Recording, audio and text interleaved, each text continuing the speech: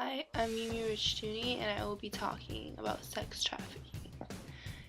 Sex trafficking is a form of supply and demand. However, it is a very vile and inhumane form of this business strategy, for it includes the bartering of human beings for productive slavery. There are several crimes against humanity present in the modern day, and sex trafficking is one that has been around since the olden days and still around during the modern days.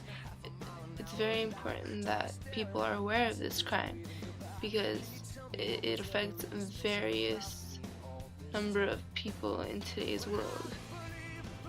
Sex trafficking affects over 32 million people around the world nowadays, and out of that number, 80% of victims are forced into sexual servitude.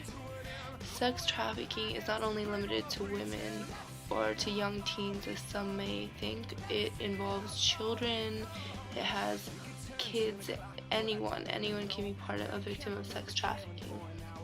And usually the sex traffickers lurk around places where you would commonly find children hanging around, such as playgrounds, libraries, schools, malls. They just look around for anyone that seems vulnerable, that seems alone, that they can take advantage of, and there are various ways to lure someone in. I mean, they don't just kidnap you or whatever, how it seems like in movies. There's false promises of domestic stability. They promise jobs, sometimes for across the border. They promise green cards, and a lot of times it just involves playing out kidnapping them and holding them hostage, and a lot of times victims do have ways to escape, but the sex traffickers instill so much terror into the soul of these victims that they're terrified of leaving. They've been abused emotionally and physically. They cannot leave. There's a number of ways to help this cause. At first, it would be the biggest help to talk about this crime against humanity in the Museum of Tolerance, because once it's out there in the museum, people will hear about it and people will realize this is actually a big deal. It's actually as big of a deal to be put in a museum. And there are more minor ways you can help, such as calling hotlines if you feel that you see anyone who's being sex trafficked.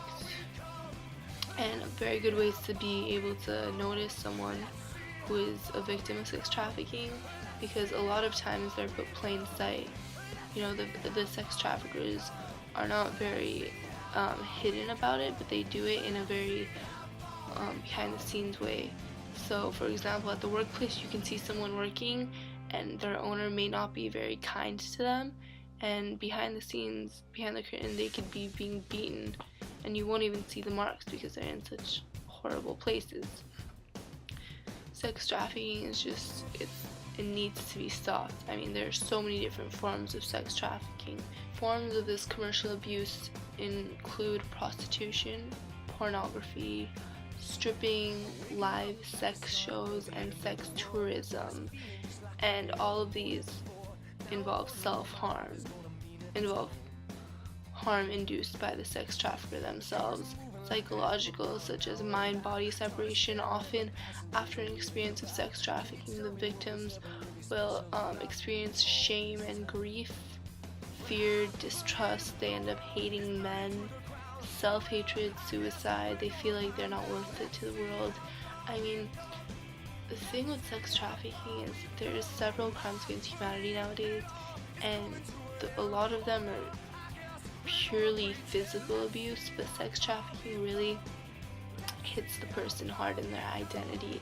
It takes all of their rights away from them.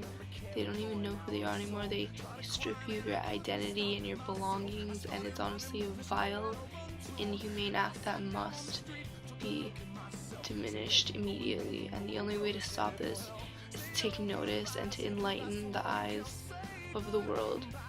Therefore, sex trafficking must be stopped, and we must all do something about it. Thank you.